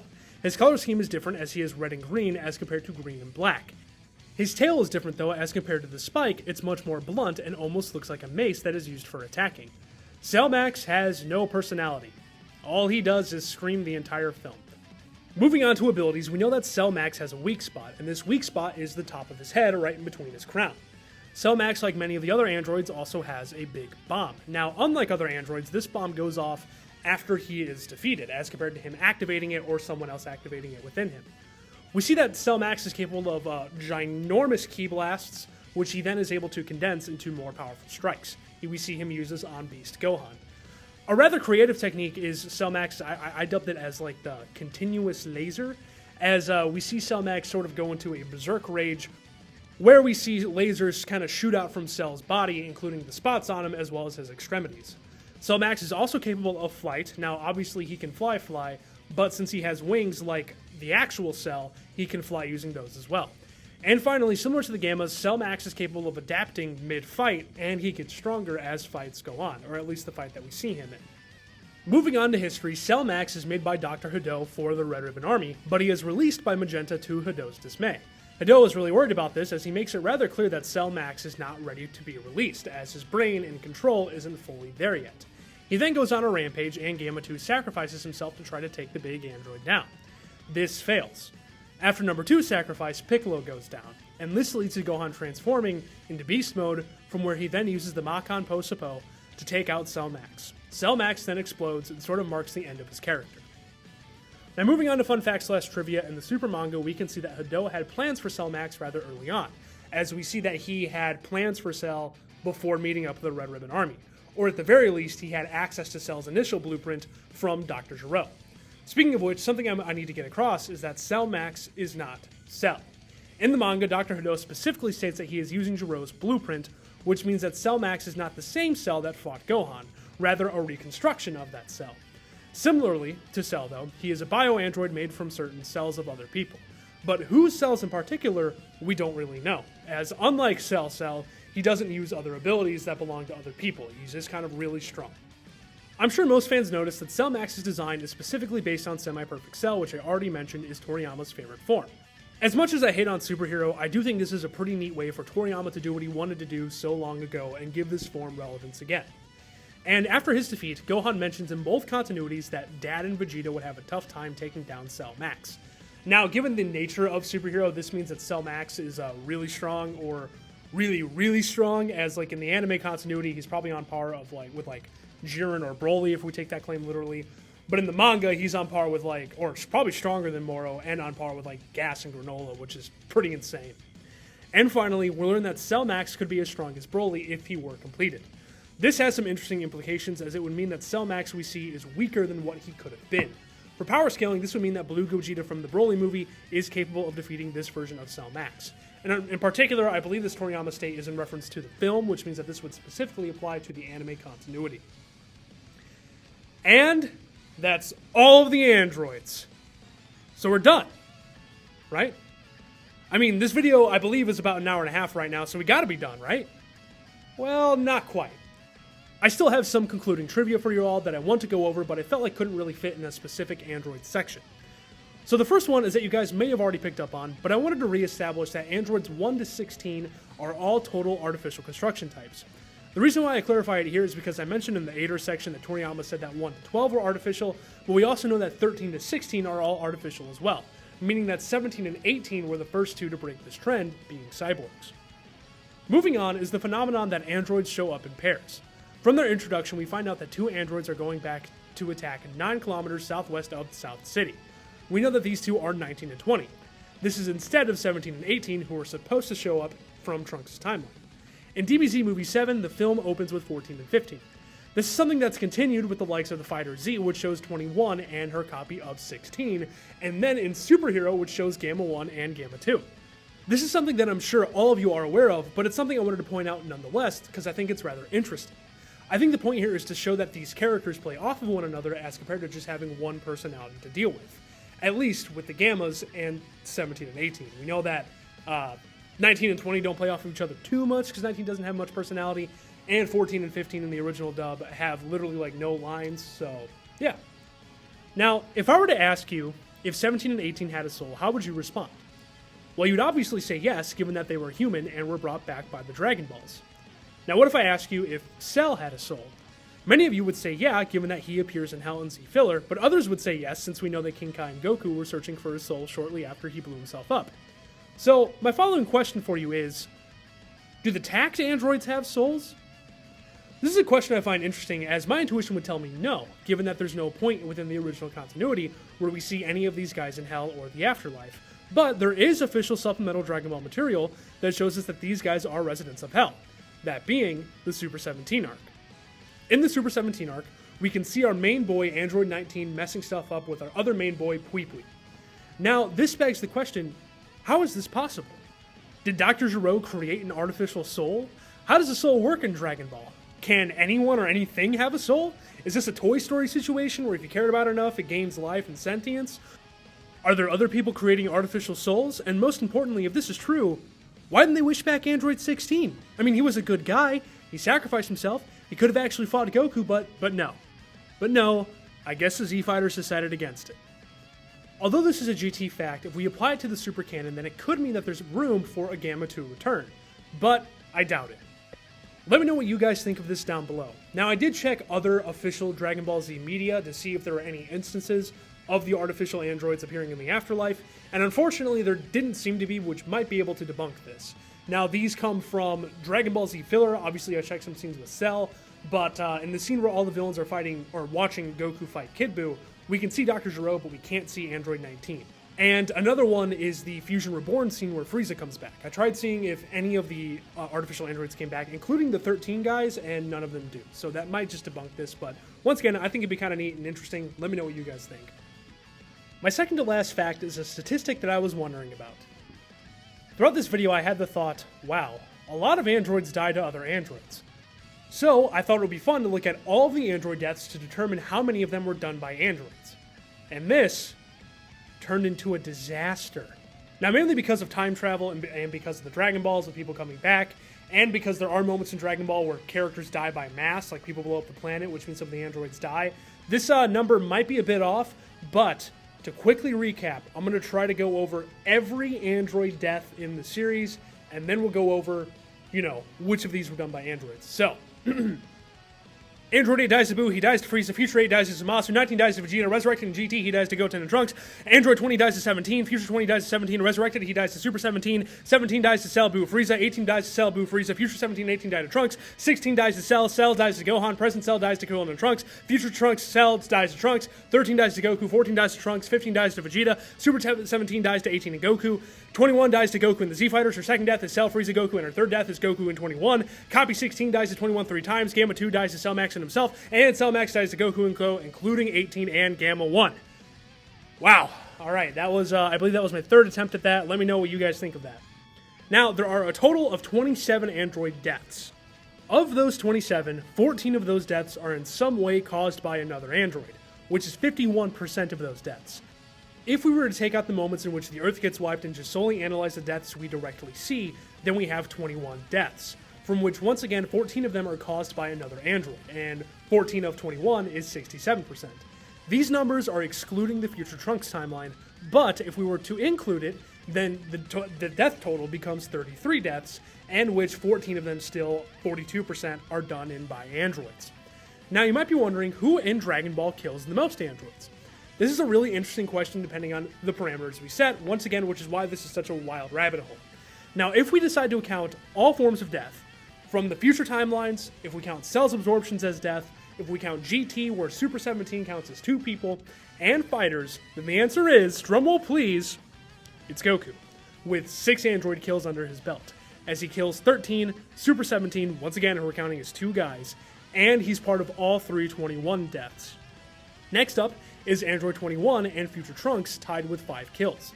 21 kills 16 3 times and herself, but since she's 2 separate people in that moment, I'm counting that as 2 separate kills. And Future Trunks kills present Cell, and then his future 17, 18, and Cell, and Android 14. In third place would be Cell and Frieza with 4 kills, as Cell kills 16, 17, 18, and 21, while Frieza kills 8, 17, and 18. Now, all of these are off screen because he wipes out the planet, as well as Android 21. And now, the only androids who are not responsible for the death of another android are Android 19, 20, if we exclude him scrapping all the failures, 16, 13, 14, and 15. Now that was a lot, and I'm going to give a much simpler answer and say that if we only count the main continuity and GT, then the answer is Future Trunks, with 4 kills, killing his future timeline 17, and Cell, and 18, as well as the present timeline Cell. And finally, to give one last mention to Super Dragon Ball Heroes, we see a bunch of androids in the Ultra God Mission Team 5. I also shall show you guys this panel from the Ultra God Mission that shows a lot of the miscellaneous androids and villains from the Dragon Ball series. And that's it. Thank you all so much for watching. In the comments, let me know what your favorite fact was, or if there's anything you thought I might have missed. Also, feel free to share your thoughts and favorite android. I apologize for this being late. I think it was about Cell when I was doing the Cell section when I realized that this is probably going to be my longest video yet. So far, I'm pretty deep in the editing process. I'm pretty proud of it. I really like what I've got going on so far. In regards to that, let me know what you guys think of the length of this video. I liked making a long video, and I understand that it's sort of experimental for this channel, as this is substantially longer than my previous longest video, but I liked making it, and I'm interested to see how it's going to perform. I hope you all are excited for the next video I have in store, which should be coming out in a week's time. And as always, thank you all so much for watching. Best of luck to my Dokkan players in the World Tournament. However, by the time this is going up, it might already be over. And leave your suggestions or criticisms in the comments below. And as always, have a great day, everyone. Thank you so much.